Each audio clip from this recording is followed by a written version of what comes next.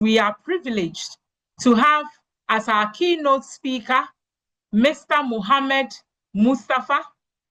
And Mr. Mohamad Mostafa actually supports institutions and communities worldwide in adapting open research practices through his work at DataCite.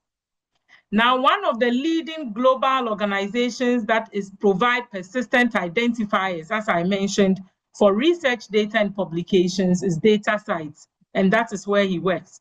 He also serves as a member of the UNESCO Working Group on Open Science Infrastructures, contributing to international policy frameworks that shape how knowledge is shared, stored, and governed. So before joining DataCite, he spent more than 12 years in scholarly publishing. So I believe you will agree with AfLIA that we have chosen the best person to give us this presentation. Now, in his 12 years in scholarly publishing, he focused on open access for journals and books. His expertise sits squarely at the intersection of technology, policy, and equity, with a deep commitment to building an inclusive global research infrastructure that ensures the voices of the global South are heard and valued. Today, he will speak on the topic, Enabling Open Science and DataCite, Insights from Africa. Please, colleagues, join me in warmly welcoming Mr. Mohamad Mostafa to deliver his keynote address. Thank you. I want to start by thanking you so much, Dr. Monica, for your introduction and for giving us this opportunity. I want also to thank our AfLIA team for organizing this fantastic summit. I joined from the afternoon time in my time zone, and I'm really enjoying all the discussions. I want to thank also Dr. Nikim, Stanley, and Dr. Sarah, also the AfLIA president, for giving us and the DataCite the opportunity to connect with all of you today. So without any further delays, let me share my screen so to start and kick off my presentation. So yeah, as Dr. Monica mentioned, I am going to speak today with you about enabling open science with DataCite, and I will share some insights from Africa. As Dr. Monica mentioned, I am Mohamad Mostafa, the community specialist at DataCite. I am currently living and working in United Arab Emirates, but I am an Egyptian national. I am from Egypt. I am from Africa as a continent as well, and I'm really proud of that. And again, let's dive into the topic of the conversation that we have today.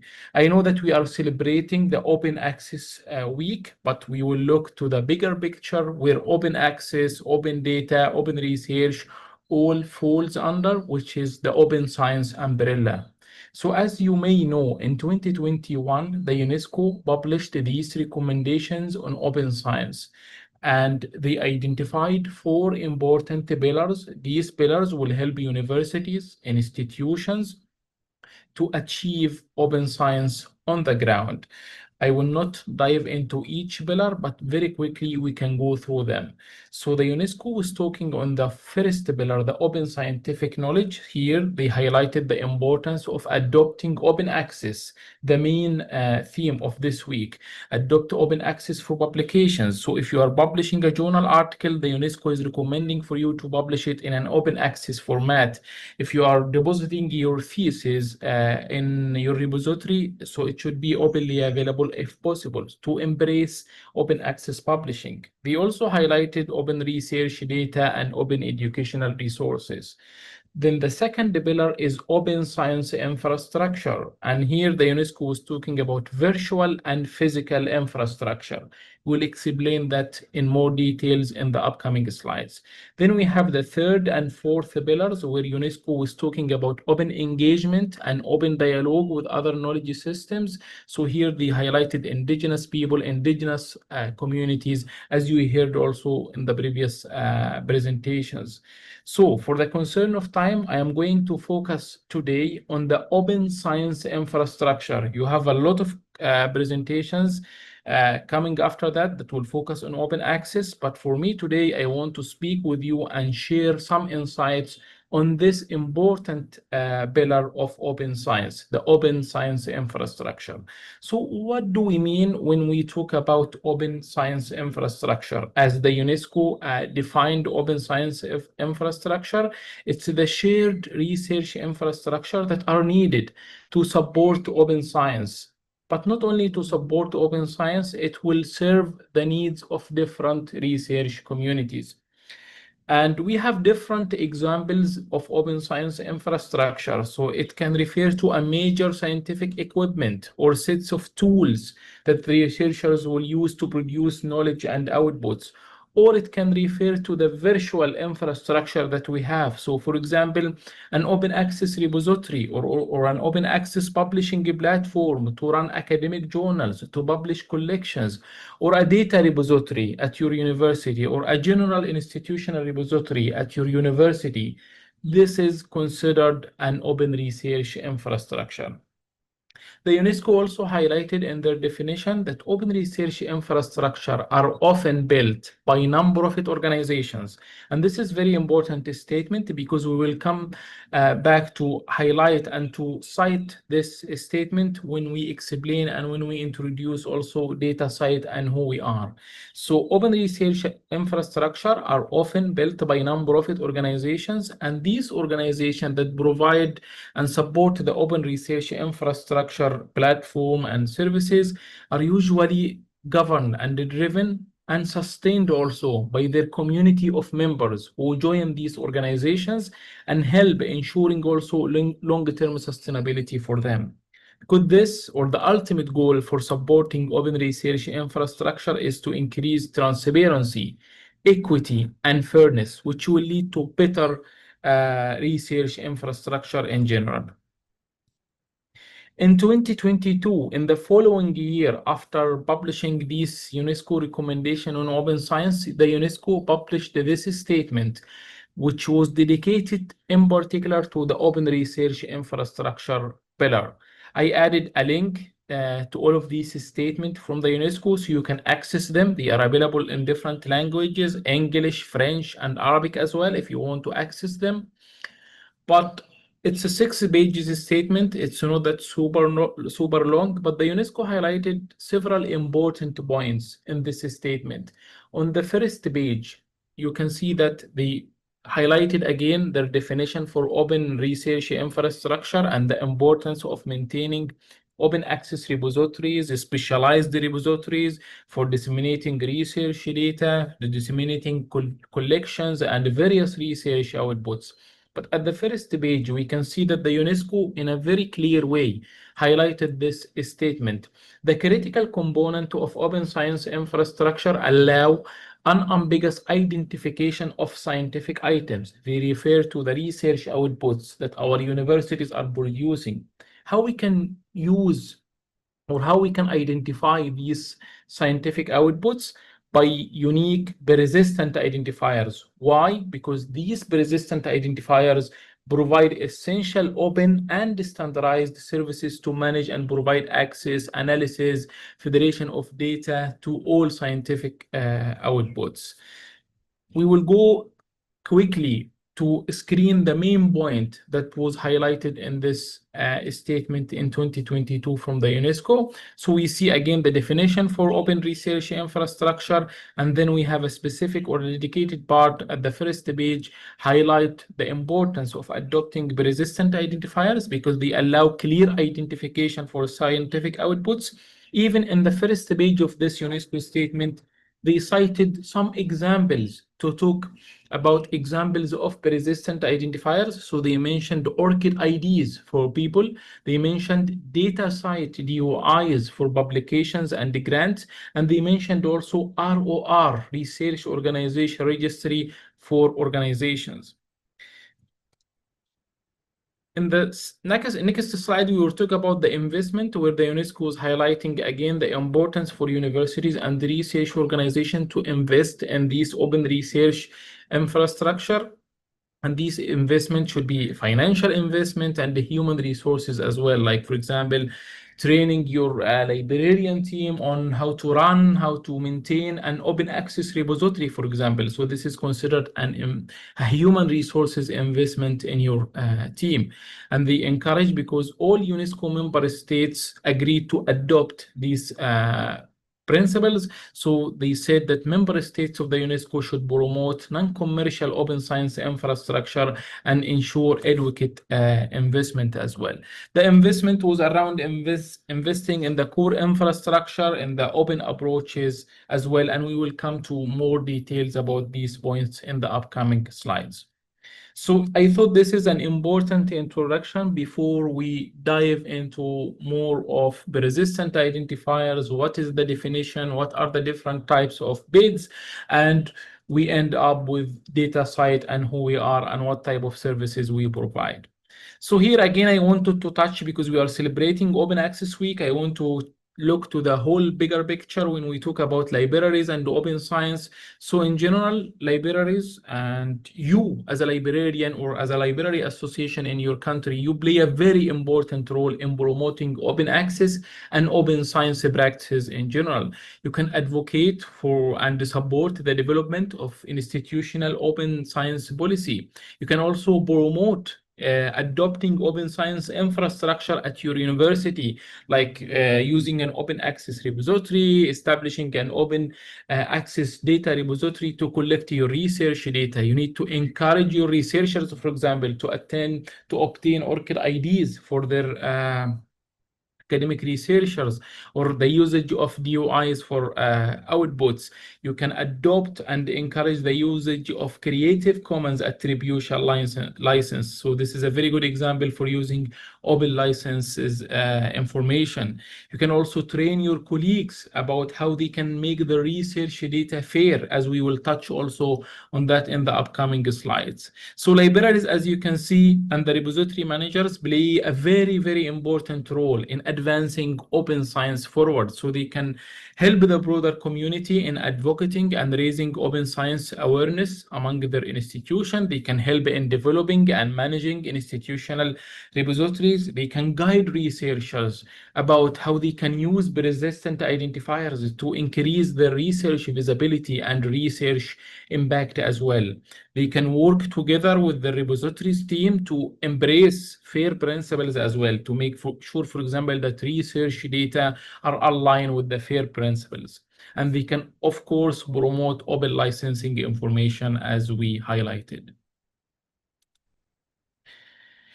Regarding the persistent identifiers, so I included few slides here that will give you an overview about BID. Maybe you already know this information, but we thought it would be good to highlight them again. So BID is a unique alphanumerical string that usually refers to a digital resource. So when I click on that identifier, I will be redirected as a user or a reader to a landing page. That landing page will have metadata representation about that digital resource. We have many types of persistent identifiers. We have, for example, as I mentioned, persistent identifiers that can be assigned by for researchers, like ORCID IDs. We have persistent identifiers that can be assigned for places. So we here talk about universities, institutions, learned societies. So I included here in the example two ROR IDs, Research Organization Registry ID. So the first one is the ROR ID for AfLIA, and the second example is the ROR ID for University of Namibia. So ROR is a unique persistent identifier for each university or each research organization. And we will see how we can use it also and how we can display it in the upcoming slides. And as I mentioned, we have here one of the famous example of the persistent identifier, which is a DOI, a digital object identifier that can be assigned for research object, like journal articles, dissertation. And here we have the example of one of DataCite members, Busutima University in Uganda, and this is an example of a DOI for a dissertation. Yeah, so now we will jump into DataCite. So as you saw, we started with the open science pillars from the UNESCO. We identified 4 important pillars. We talked in particular in details about the open science infrastructure pillar. And within the open science infrastructure, we defined what we mean by open science infrastructure.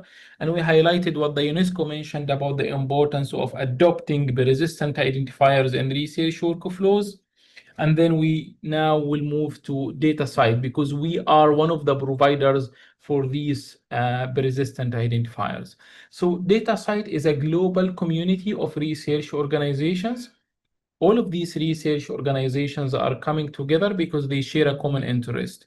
We all want to ensure that all research outputs and the resources are openly available and connected. Why we want to do that? Because we want to help in advancing knowledge across different disciplines, different subject areas, and also across different times. So what we do is, as a community, we make research more effective. How we do that? We connect research outputs and resources using metadata information. So we provide our members with infrastructure that will allow them to register DOIs, digital object identifiers, for a wide range of outputs and resources from samples, images, models, data sets, and the preprints. So these digital object identifiers will be registered for these various wide range of research outputs and resources. But we are not only a DOI registration agency to provide you with DOIs. We built also integrated services to improve research workflows and also facilitate the discoverability and reusability. Reusability is a very important point to increase the reusability of your research outputs and the resources. And in line with the UNESCO definition that open research infrastructure service providers should be non-profit organizations governed by their community of members who join these organizations. DataCite is a non-profit organization registered in Germany since 2009. So the current DataCite community as of October 2025, we have over 1,700 organizations that are part of our community. So here we are talking about universities, research institutions, national libraries, libraries associations, museums, a wide range of organizations will join DataCite to register DOIs for their outputs.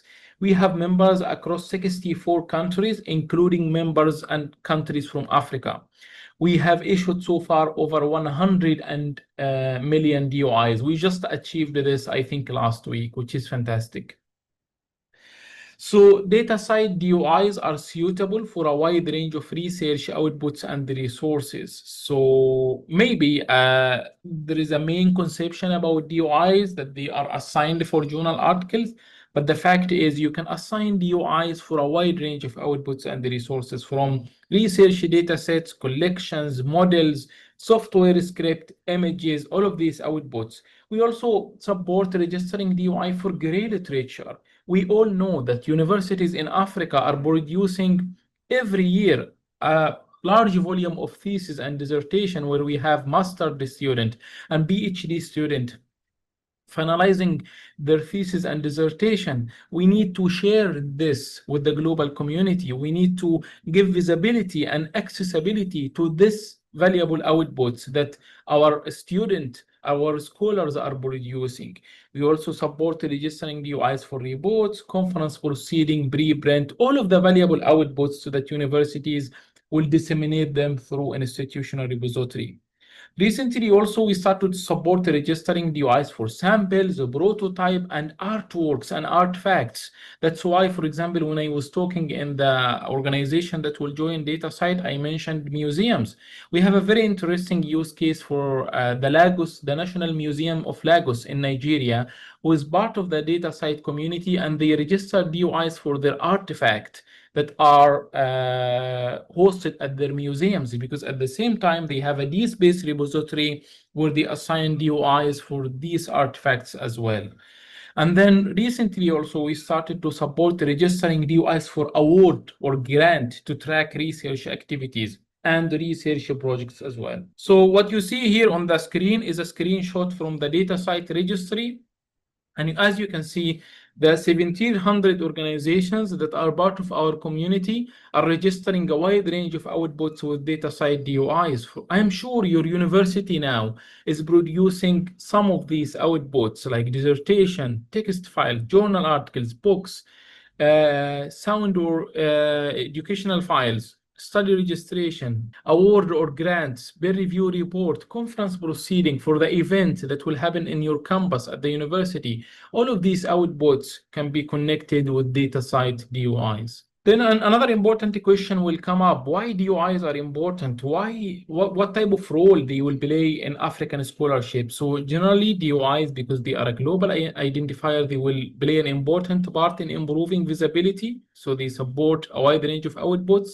They enhance your global discoverability as well. A lot of discovery engines, citation databases will crawl content with DOIs, and they also enhance accessibility. And we all know accessibility is a big problem when it comes to accessing research outputs. So migrating from one repository to another platform, you have this problem of broken links. So with DOIs, you are solving all of these issues, and you also obtain recognition for these outputs. You connect your repository with the global ecosystem, as I mentioned, and you also increase the overall impact of your institution. And on top of that, as we highlighted, you embrace open science and open research. Regarding the next point is the FAIR principles. I will not go to each detail, but DOIs play an important part in making your research data fair. So if you want to achieve FAIR principles on the ground, you would need to assign DOIs for your research data, because in this case, they will make your research data easy to find, easy to access. It will give your research data the ability to work across different systems, and all of these points together, it will enhance the reusability of your research data. And we heard a lot of discussion today about indigenous science or indigenous knowledge. So our metadata schema support local context. So this will give you the opportunity within our metadata schema. If you are registering a specific output that is related to your community, related to your country, related to your region, you can add all of these information as part of your metadata information. So if you're registering a specific like plant or a specific museum artifact that is related to your community or region, you can add all of these information to become part of your metadata information. So you are preserving also indigenous knowledge by adopting DOIs. Very quickly, I want to move on for the concern of time. So I will highlight some use cases for DataCite adoption stories in Africa. The first one is from IITA. So this is a national organization that is currently present in 26 African countries. They have a lot of various research outputs around the tropical agriculture, and they wanted to embrace the FAIR principles. They want to achieve this on the ground, and they want also to align with the FAIR principles. They want to adhere also to the CARE principles. So they like install the CCAN on their institutions, and also start to explore registering DataCite DOIs for their outputs. Now, all of their various outputs that they are publishing, that the institution is disseminating, will receive a DataCite DOI. So now they have metrics to track the impact. If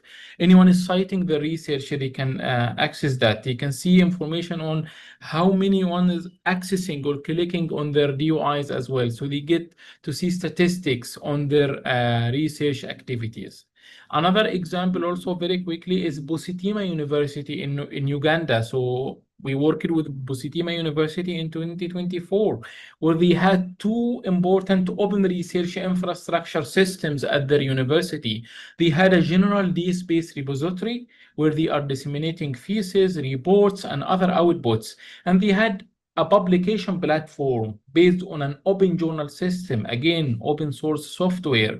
So now they are connecting their journal articles with DOIs. They are connecting their existing dissertation and thesis, as you saw in the earlier example, with DataCite DOIs as well. Very quickly, I want to touch on this important point, because we also at DataCite adhere that sometimes there is some barriers for communities to benefit from our infrastructure. So In the last 2 years, maybe some of you know this, Sweet DataCite launched the Global Access Fund. It was established to provide financial support for outreach activities and infrastructure development for non-profit organizations around the globe in different regions who want to embrace open science and open research practices. And we are proud, for example, to work very closely with AfLIA, who is doing a fantastic job this year as one of the Global Access Fund awardees for 2025, doing an important outreach activities around the continent to promote not only DataCite or our infrastructure, but to promote persistent identifiers in general, explain to the community how persistent identifiers can work together, why they are important in the context of African research as well. So this was a fantastic program. For the first two rounds, we have received 400 applications. Within the first cohort, we awarded 12 organizations. Within the second one, we awarded 8 organizations. And we are still working towards launching a third round of Global Access Fund in 2026. So please keep an eye on the DataCite website as well, on our blog section. And if we have any updates, for sure, we will announce the updates there. And if you also want to explore joining the DataCite community, we have two options for institutions to join. The first option is a direct membership. So this is when a university will join DataCite as a direct member. But we have also this fantastic model where you can come together.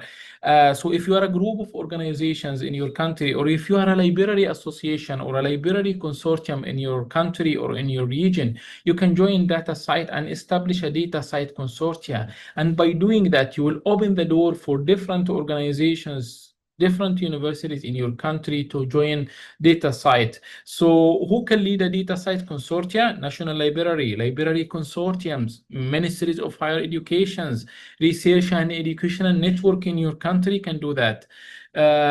University councils, so a wide range. We are open to collaborate with any organizations who want to explore establishing a DataCite consortia in their countries. The consortium model is fantastic. It offers a cost-effective model, sustainable model for institutions to join DataCite and register DOIs for their outputs. So instead of each organizations come together to DataCite individually to obtain direct membership, maybe this will help us in making more money. But as I mentioned, we are a non-profit organization. We care about building a community. So the consortium model, when you come together, you will increase the adoption levels in your community, which is a very, very important goal. I included here some examples from the DataCite community and consortia in Africa. We have across the different parts of Africa. We have EcoConnect, for example, is leading a DataCite consortium in Nigeria. We have a consortium in North Africa, in Tunisia, and we are finalizing one in Morocco as well. In East Africa, we have UbuntuNet Alliance. We have in Malawi as well. And we are working closely now with AfLIA as well. We have a very positive conversation with AfLIA team to also establish a DataCite consortium. So yeah, please, if you want to get in touch with us, email us support@datacite.org. If you want to have a test account, this is free of charge to explore. If you're already running a repository now at your university, at your institution, and you want to explore DataCite infrastructure, you want to explore how you can register DOIs for your thesis in a completely test environment, feel free to connect with us. If you want to explore the integration, if you have any membership questions, if you have any general question about DataCite, please, support@datacite.org, email us, and we will be more than happy to help and to support you. Before we finish, I just wanted to show you a practical example.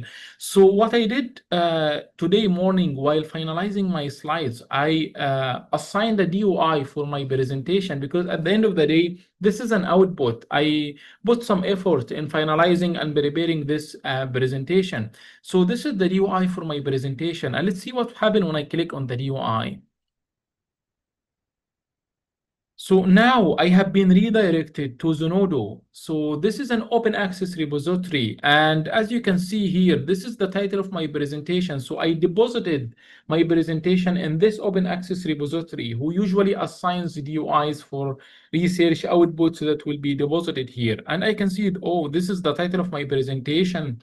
I added also a short description to highlight or to give to the reader some description about this presentation, and this is the presentation file. So if you want to access it here, if you want to download the file, you can immediately download my presentation. So in a very easy way, I can copy this DUI now.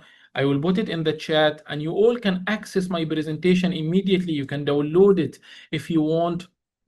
So it's a very easy way to share knowledge and to share information as well. And as you can see, I uploaded it just this morning and it already has this 25 views, 12 downloads. Even this is the first time to present this with the community, but it already has this. Because why? Because Zenodo is a global repository. A lot of traffic always will be there. So it has a DOI, so it has been indexed, for example, in OpenAir database now. So this is increases the visibility and discoverability for this simple research output. And then we have also here some metadata information like the DOI itself, the views and downloads. So I can track the impact of this presentation as well. I can see that it's already, as I mentioned, indexed in OpenAir, which is an open database maintained by the EU. And then we see here that this is part of the DataCite community in Zenodo. And I added some keywords here. This is the UI for my presentation. And then some licensing information. And this is the citation part. And very easily, as I mentioned, I can copy the DOI. I put it in the chat box now, so you can immediately can access this presentation.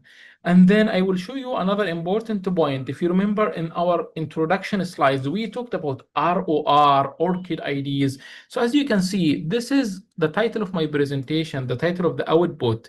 And here is my name, and here is my ORCID ID. So there are many people who have this name, like Mohamad Mostafa, but I want to show that this is the Mohamad Mostafa who works at DataCite, or this is another Mohamad Mostafa. So you can immediately access my ORCID record to verify if this is the right person or not. And you can see, yeah, this is my right person. And ORCID very clearly is mentioning to you, this is a verified email address at datasite.org. So this is my email ID. This is my bio. And you can see this is mentioned very clearly in my employment that I work with DataCite. So you can verify this, because we all know the dilemma of similarity in names as well in the research community. So this is a unique identifier that has been assigned to me.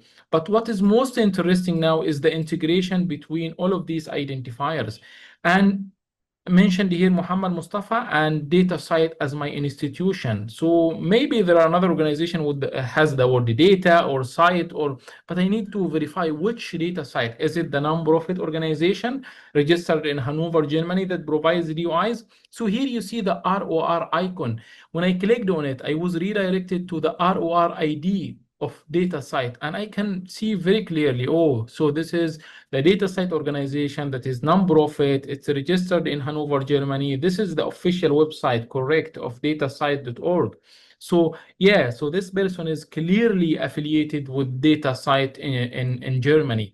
And then what I can see also as a part of metadata, and this is also another very important point, is as we all know, ORCID will give you the opportunity to add your employment, but most importantly, it will give you the opportunity to add your work, your output. If you are an academic researcher, publishing journal articles, doing a presentation online, or attending in-person conferences, writing a research report, writing grant proposals, all of these outputs should be visible, should be listed in your ORCID record. So now what happened is, because I deposited this in an open access repository that has an ORCID integration and has also integration with DataCite DOIs, all of a sudden this output, this presentation has been pushed to my ORCID record now. So let's look for it. I will try to check with the article, with the report title. So yeah, you can see here that this is the title of my presentation, Enabling Open Science with DataCite Insights from Africa.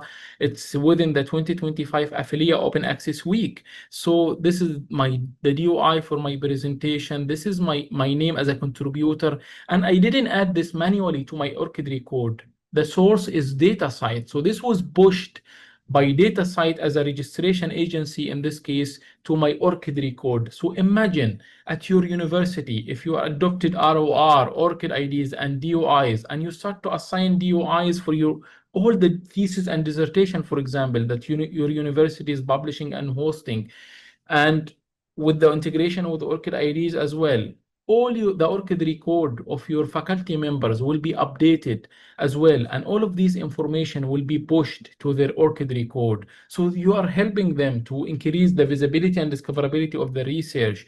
You're also adding trust. We all know the problem of the trust in the research infrastructure. So it's very clearly now with adopting bids that this is Mohamad Mostafa who works at DataCite, and I can see that he didn't add this information, this research output, to his ORCID ID manually. No, this was pushed by a DOI registration agency to his ORCID record. So now we are building that trust in the research infrastructure.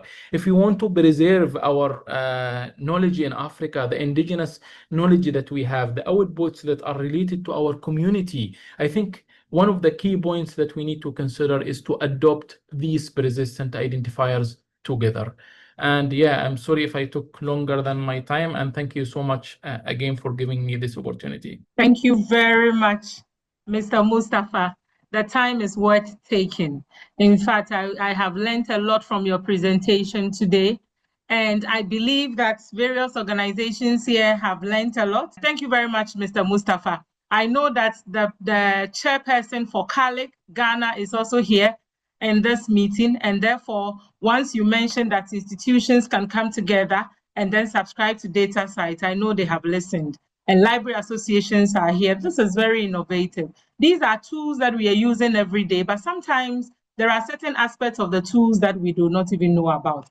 Thank you for bringing us to speed on this. This is very, very insightful and very good reflections on what we can do. You have actually reminded us that open science is not only about access, but also about infrastructure. It's about interoperability and about inclusion.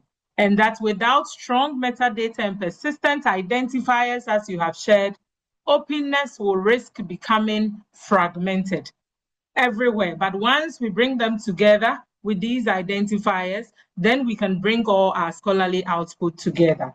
Indeed, Mr. Mostafa, thank you for this keynote address, because your emphasis on the role of librarians, as well as collaboration and equitable partnership, as you demonstrated, actually resonate deeply with AfLIA's ongoing efforts to strengthen Africa's digital research ecosystem. Thank you very much.